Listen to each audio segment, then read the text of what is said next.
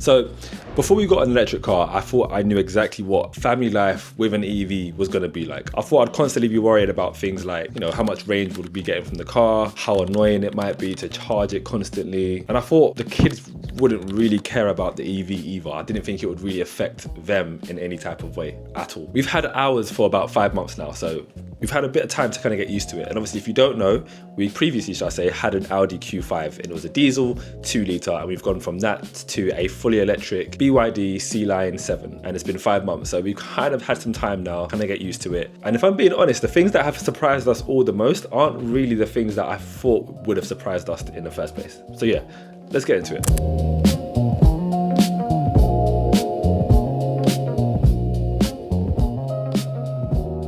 This is something that I think people don't even realize, but once you do get used to the car, range anxiety disappears. Not fully, not like 100%, but for the most part, it does really disappear. This was probably my biggest concern before buying an EV. I genuinely thought that I'd be checking the battery every single day before we head out or before I actually get out of the car to get into the house. But what has happened has actually been the complete opposite. Hear me out. Like I said in my previous review video of the car, we use it mainly for things like school runs, going to work, coming home from work, so obviously the daily commute, going to the gym, small little errands like food shops and stuff like that, so nothing major. And after a while, you kind of realize that you're actually using a lot less electricity than you think you would in comparison to, I guess, maybe when you're using petrol or diesel. It's not as much as you think, especially if you're doing 5, 10, 15, 20-minute drives here and there. The longest journey that we've done in the car so far is probably about an hour and a half, I would say. And even then, it just took a bit of planning, charging the night before, that sort of stuff. So for our family and our experience, like I said, it's only been 5 months, range anxiety kind of disappears, especially when you've got a charger at home. But then that kind of goes into the next point. Charging honestly becomes boring. It literally becomes the same thing as if you are charging your phone during the day or during the night. And if you're like me, you probably just stick your phone on charge overnight and you forget about it. Wake up in the morning, your phone's fully charged and you just crack on with the rest of your day. And that's exactly the same sort of thing that we've seen with the BYD Sealion 7. I guess EVs kind of get treated the same as your phone. Public chargers. Let's just talk about public chargers for a little bit, because obviously at some point of ownership of an EV, you're going to need to use a public charger. And in most cases, they are fast chargers. If you've got a charger at home and you need to charge publicly, you're probably more than likely going to be using one of the fast chargers, which is what happened to us, I want to say about 2 weeks ago. So I completely forgot that we had a... Hold on, I didn't even realize the door's open. Hold on.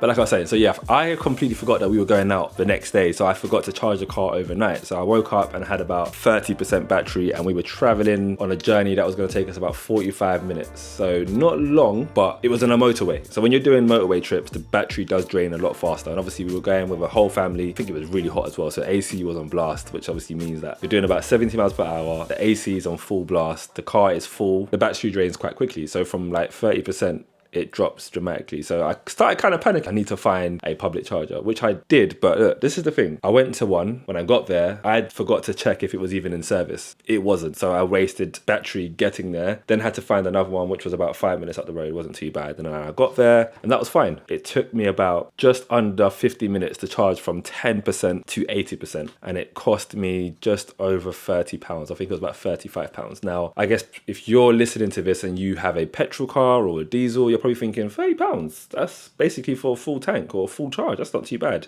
And I would agree with you, especially how quick it took to charge. However, when you get used to charging at home, £30 is an absolute madness. £30 is about 5 or 6 full charges when you charge at home. So yeah, let that sink in. We have a tariff with E.ON in the UK. Between the hours of 12 a.m. and 6 a.m, our tariff is 0.08p. So it takes us about anywhere between £4 and £6 to charge our car overnight, which is absolute peanuts. But when you compare that to 30 something pounds to charge to 80% in public. So I hope I'm making sense. Obviously, I'm not fully educated when it comes to these stuff. Obviously, it's only been 5 months, so we're learning about this ourselves as well. And I know that some people are going to say, well, there's different charges and different tariffs, and like Tesla, for example, you can sign up to their stuff, and I think if you have a membership with them, they give you a really good tariff as well. But ultimately, if you take anything from this part of the video, all I'm trying to say is that it's a lot more expensive to charge publicly than it is charging at home. Although yes, you do have to charge overnight because it takes hours. For example, for a full charge at home, it takes about 13 hours if your car's on maybe like, let's say 10%,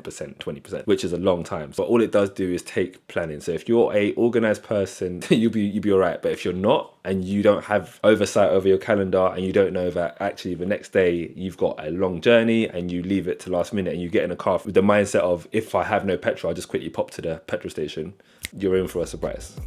Now this one was actually funny because I thought the kids would think about so many different things when it came to changing our car, but they don't care about they don't care about the same things as we do at all. Well, why would they? Obviously, we're adults, they're 8 years old. They don't give a damn. They don't care about how long it takes to charge a car. They don't care about what top speed it has. They don't care about the range that we'll get from the car at all. I mean, the things that stood out for them, I guess, were the space in the back. Where it's a fully electric car, there's no hump for the wheel drive and the wheel stuff in the middle, so it's completely flat, so that gives them a lot more leg room. There's heated seats in the back as well. In comparison to the Audi that we had, there was no heated seats in the back, so now they get to enjoy that as well. And then of course the pan roof, I've mentioned it before, but it doesn't open, which is quite annoying, I know, but it does. The sunshade opens from the front to the back, the full width of the car, which is amazing. When you're driving on a nice sunny day, the kids get to enjoy the views from above, and they seem to love that stuff. So it's like the legroom, pan roof, and ambient lighting, stuff like that. That's the sort of stuff that they really care about.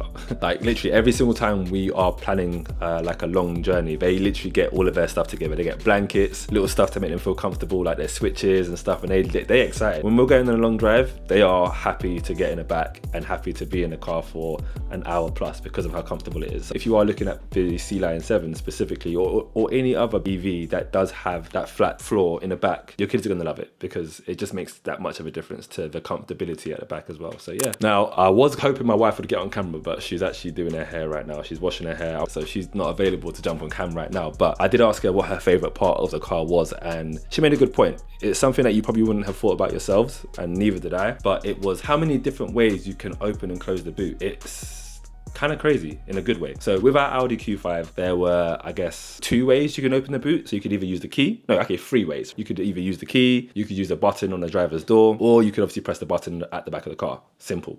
And in terms of closing it, it kind of got even more limited. If I am correct, you couldn't use the key and you couldn't use the button on the door. You could only press the button on the tailgate to close it, which was very annoying. If you've got shopping or you've got kids in your hands, quite annoying. However, with the BYD Sealion 7, there are about 6 different ways you can open and close the boot. So you can obviously press the button at the back on the tailgate, which is normal, which will open it. You could use the button on the door of the driver's side, which will open it again. You could use the key fob, double tap the button. I've actually got it here. Double tap one of these buttons and it will open the boot, which is pretty useful. There's a BYD app. I find it really useful. Whenever I am on the sofa and the kids randomly remember that they've left something in the car and they're like, "Dad, could you go and open the boot?" I'm like, no need, it's open. I'll just open the app and I'll literally just open the boot and they can kind of go and get what they need to do from there. And then again, using the app, I could close it from the app. There's so many different ways you can open and close the boot. And when she mentioned that to me, I thought, you know what, that's not something I would have thought of that was that useful. It's nice to have, but of course it's not something that you would write home about,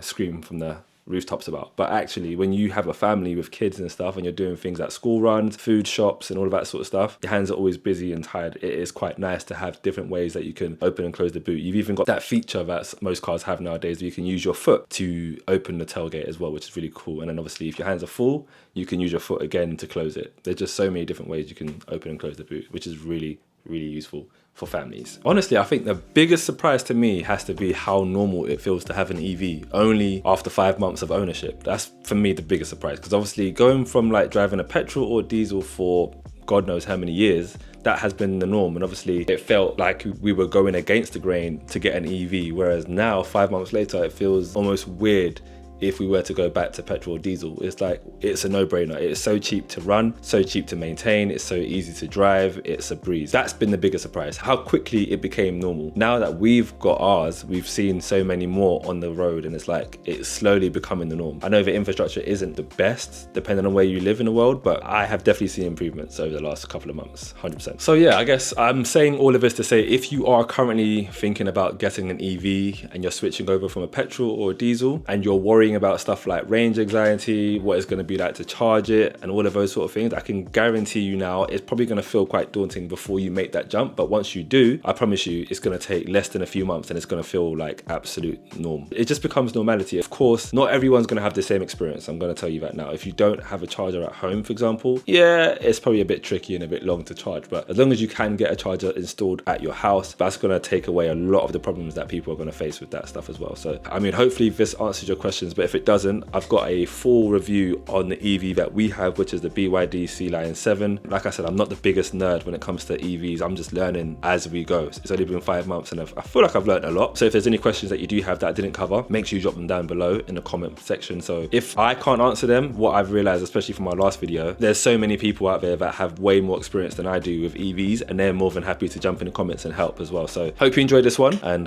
yeah, if you are thinking of an EV, what EV are you currently looking at? Let me know in the comments, and I'll catch you guys in the next one.